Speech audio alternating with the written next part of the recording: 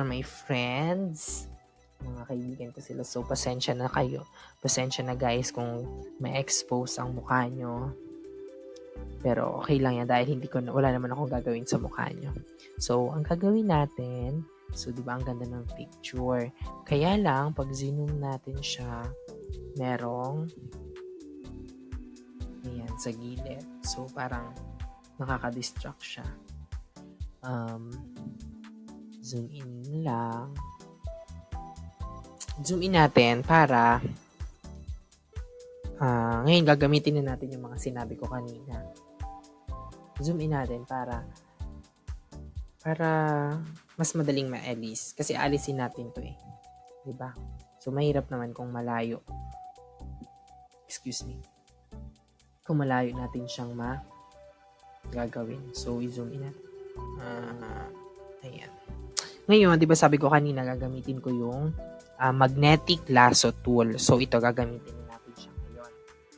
So, ayan. Magnetic lasso tool. Para maalis ko tong bag na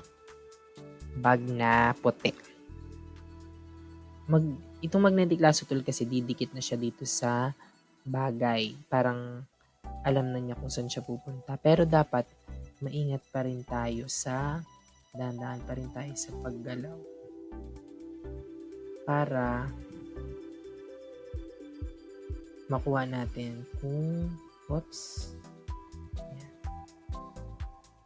Para maalis talaga natin siya perfectly. Hindi naman perfect kasi mahirap din talaga. Pero at least ayan. Wait lang. So, dapat hindi ka pasmado, no? Kasi gagalaw-galaw yung oh my god. Ayan. Kaya naman, kasi ayaw mo maglagay ng ano dyan. Sige, yaan na natin. Ayusin na lang natin later. So, ayan. Saan na siya papunta? Sige, isama ko na itong black. Saan na natin ng black?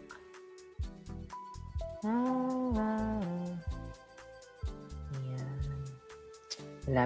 Malapit na. Sana sumakto ka. Kasi minsan hindi ko na nasakto eh. Ayan, nasakto. Okay. So, since ayan na siya, gagamitan na natin siya ng clone stamp tool.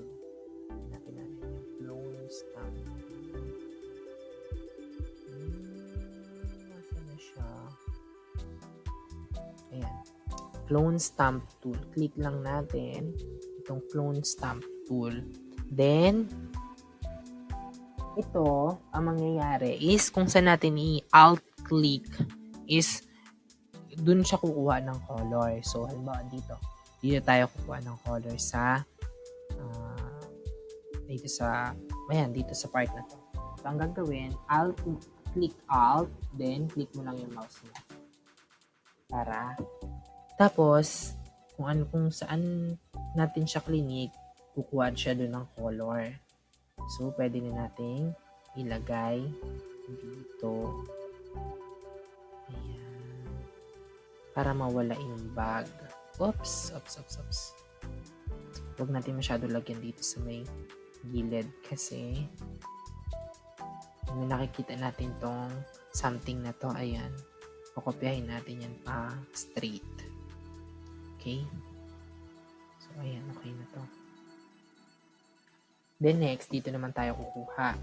Kasi andito na yung bag sa gilid. So, alt-click lang ulit natin to. Then, i-push na natin. So, huwag kayong mag-alala na mabahiran yung bag, na maglagpas-lagpas. Kasi kung nasaan lang yung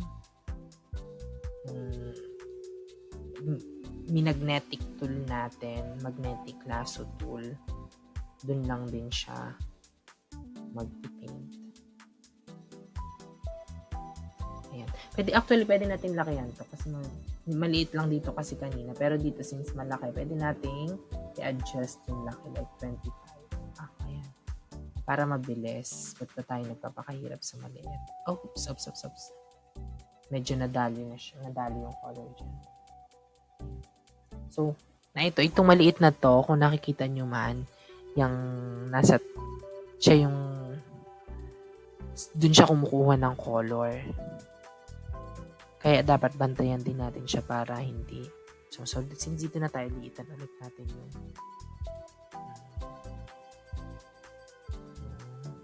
ano ang gamit natin? Yung clone stamp tool, liitan natin siya kasi meron ulit ditong straight. So, kailangan masunod pa rin natin.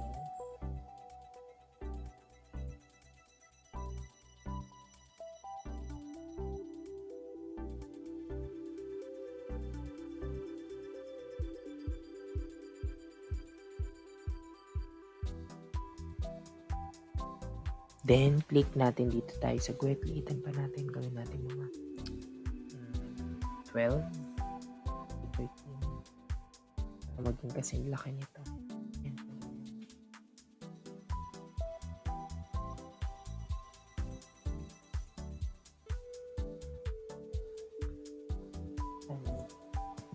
Okay na to.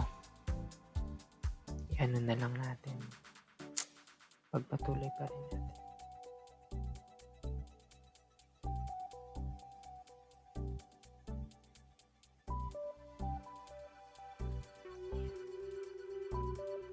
Then, okay na to. Deselect na natin siya. Deselect. And then, ay nakikita natin na hindi pa siya planchado. Halata pa siya. So, gawin ulit natin yung clone stamp tool para makuha itong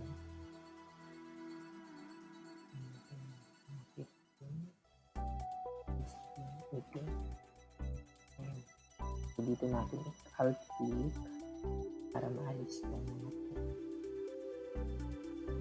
wait lang. Diba?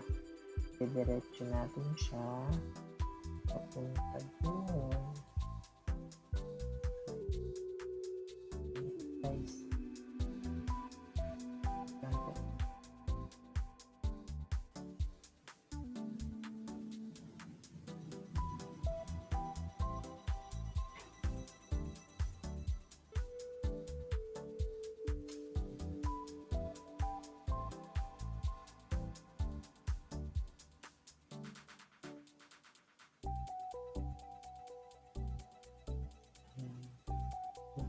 Halata. So, yun ang hirap ito. Linisin muna natin yung gilid dito. Yan. Ito ulit. Para hindi masyadong halata na bakbak siya dito. Kumag tayo sa masil, mas kakulay. Para hindi masyadong halata.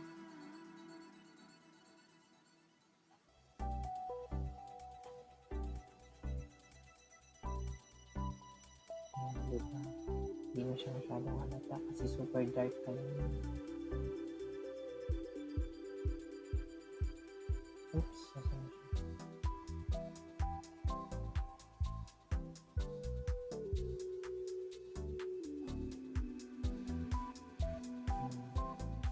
Kaya lang, hindi pantay. Hindi masyadong pantay.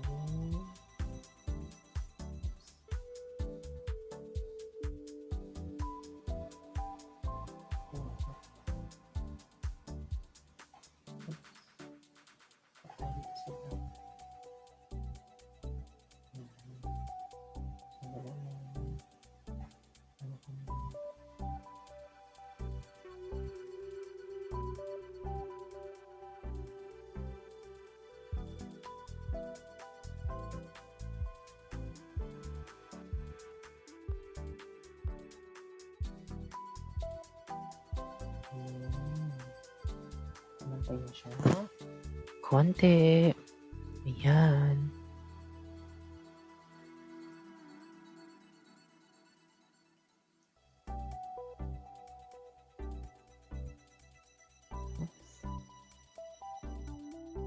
Ayan natin sa malayuan. Kung carry na. medyo carry na.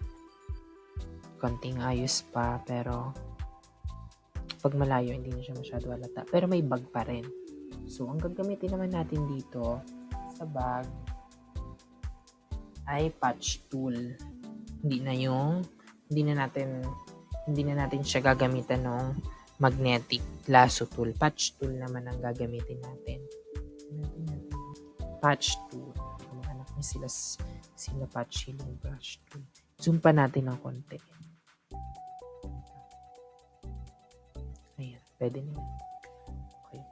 Patch tool. So, nakalagay dito, replaces a selected area using a pattern or pixels from another part of the image. So, pagkagaya ng ginawa natin sa magnetic lasso tool, guguhitan pa rin natin siya para yung bag mawala siya dito. Tapos, kukuha siya ng image niya sa katabi niyang image. Sa katabi niyang image? Basta yun. Wait, ulit. Basta makikita niyo, tingnan niyo ha. Pag sinelect ko siya, oops. Okay lang kahit hindi masyadong perfect. Kasi, kukuha naman siya ng kulay niya dito sa katabi niya. Bitaw.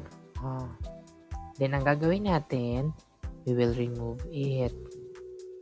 Oops. Tadan! Diba? Ipapantay natin, of course.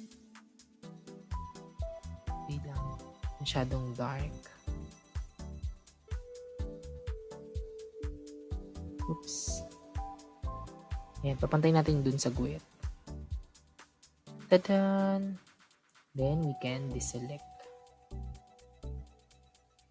Yay!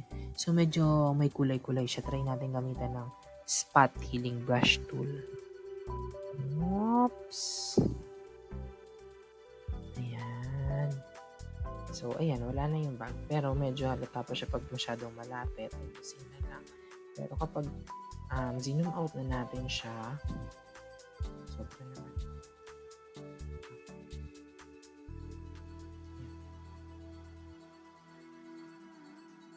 Kapag hindi na, ayan na, wala na siya. Wala na yung bag. Mas okay na siya tingnan. Since hindi rin naman masyadong halata kapag super lapit. Diba? Kapag hindi masyadong malapit. Kapag zoom talaga, medyo halata. Pero naaayos pa yun. Pero at least, wala na yung bag.